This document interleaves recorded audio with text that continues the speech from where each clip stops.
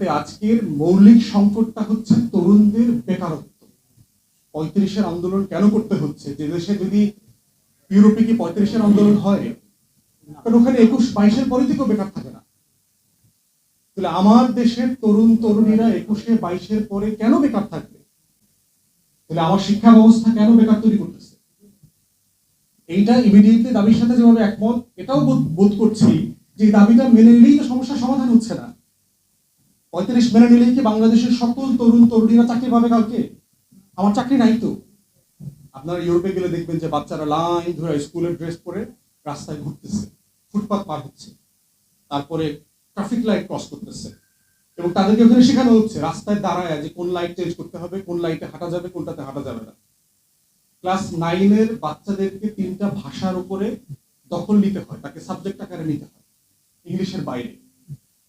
Class 9-এর 10-এর ছেলেমেয়েরা group করে ইউরোপে সফরে যায়। আমাদের দেশের স্কুল কলেজের বাচ্চারা যদি গ্রুপ করে স্কুল কলেজে ঘুরতে যাইতে পারতো, আমার সচিবরা কি খিচুড়ি বানানোর প্রজেক্ট করে ইংল্যান্ডে যাওয়ার প্রজেক্ট বানাইতো?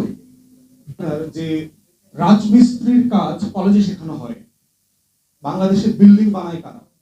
কোনো ট্রেনিং আছে? ইলেকট্রিশিয়ান একটা সাবজেক্ট, টাইলস ফ্লোরের টাইলস তৈরি করা এটা একটা সাবজেক্ট, ফিজিক্সের মতো, কেমিস্ট্রির মতো, বায়োলজির মতো এটা একটা সাবজেক্ট। তারপরে হচ্ছে এই যে ওয়্যারের কাজ করা, তাল লাগানো, পেইন্টিং এর কাজ করা, ওয়ালপেপার রেডি করা, এগুলো একটা সাবজেক্ট আকারে পড়ানো হয়। এবং প্রত্যেকটা ছেলে মেয়ে ইন্টারমিডিয়েট পাশ করার সাথে সাথে 4টা-5টা কাজ শিখে বের হয়ে যায়। আমাদের দেশের ছেলেমেয়েরা মাস্টার ডিগ্রি পাশ করে দেখবেন কোনো কাজ জানে না। আমাদের স্কুল কলেজ আমাদেরকে কোনো কাজ শেখায় না, কোনো ওয়ার্ক এক্সপিরিয়েন্স নাই। বাহিরে 9-এ 10-এ আপনাকে 6 উইকসের বাধ্যতামূলক ওয়ার্ক এক্সপিরিয়েন্স নিতে হয়, তাই সেটার উপরে পেপার লিখে জমা দিতে হয় যে আপনি 6 উইকস কাজ করে কি শিখছেন। তো এই বাস্তবতার ভিতর থেকে আমাদের এই অ্যাডমিনিস্ট্রেশনের টোটাল আমূল পরিবর্তন করা দরকার।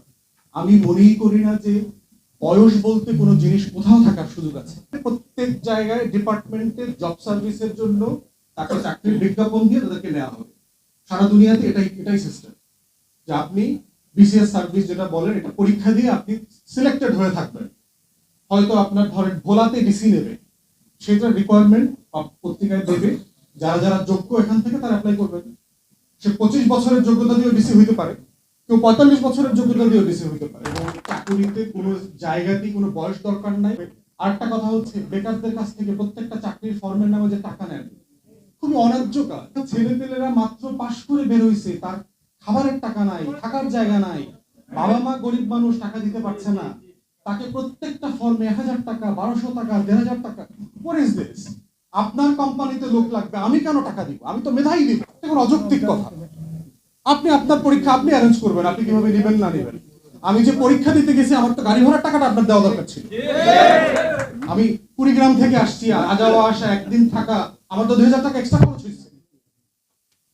এই প্রত্যেকটা অন্যায্যতাকে বাংলাদেশ থেকে বিতাড়িত করতে হবে। এটাই হচ্ছে নতুন বাংলাদেশ গড়বার আমাদের স্বপ্ন।